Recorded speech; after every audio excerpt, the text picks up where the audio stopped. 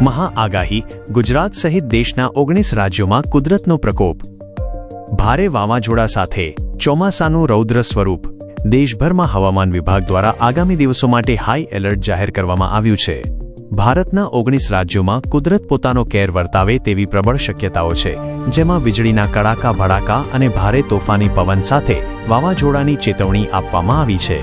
હવામાન વિભાગના જણાવ્યા અનુસાર દેશના વિવિધ ભાગોમાં ચોમાસું અત્યંત ઝડપથી આગળ વધી રહ્યું છે। ગુજરાતમાં ચોમાસાની ધમાકેદાર એન્ટ્રી, અંબાલાલ પટેલની મોટી આગાહી। ગુજરાતના જાણીતા અને લોકપ્રિય હવામાન નિષ્ણાંત અંબાલાલ પટેલે રાજ્યના ખેડૂતો અને સામાન્ય નાગરિકો માટે આગામી દિવસોની ચિંતાજનક અને મહત્વની આગાહી કરી છે। પ્રી મોન્સૂન એક્ટિવિટી આજથી જ રાજ્યના વિવિધ ભાગોમાં પ્રી મોન્સૂન એક્ટિવિટી સક્રિય થઈ જશે, જેને કારણે ઠેર ઠેર વરસાદી ઝાપટા શરૂ થશે।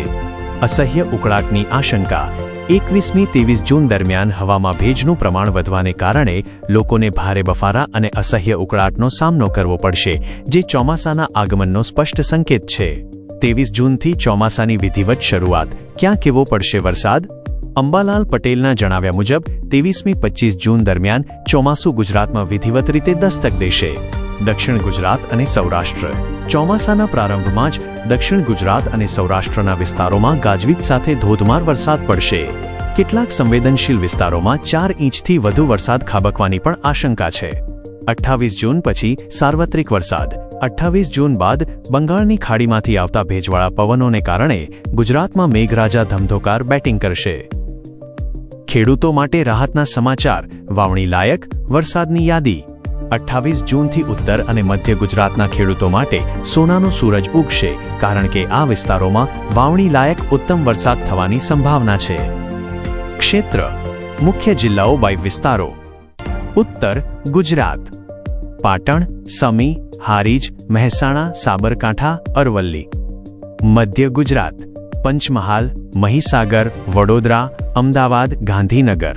ખાસ નોંધ: નક્ષત્ર ગણતરી। અંબાલાલ પટેલે જણાવ્યું છે કે આદ્રા નક્ષત્ર બેસતાની સાથે જ જો શરૂઆતમાં ખાડા અને તળાવો ભરાઈ જાય તેવો વરસાદ થશે, તો 7 જુલાઈ પછી રાજ્યની નદીઓ અને નાળાઓ છલકાઈ જાય તેવો પૂર જેવો ભારે વરસાદ જોવા મળી શકે છે। બિહાર અને ઝારખંડમાં ચોમાસાનું આગમન થઈ ચૂક્યું છે, જેના કારણે પૂર્વ અને ઉત્તર પૂર્વ ભારતમાં વરસાદી માહોલ જામ્યો છે। જો કે આગામી દિવસોમાં દેશના કેટલાક ભાગોમાં 50-80 કિલોમીટર પ્રતિ કલાકની ઝડપે તોફાની પવન ફૂંકાવાની આશંકા છે। વાવાઝોડા જેવી સ્થિતિ। રાજસ્થાન, મધ્યપ્રદેશ અને દક્ષિણ ભારતના રાજ્યોમાં તેજ પવન સાથે વાવાઝોડું ત્રાટકી શકે છે।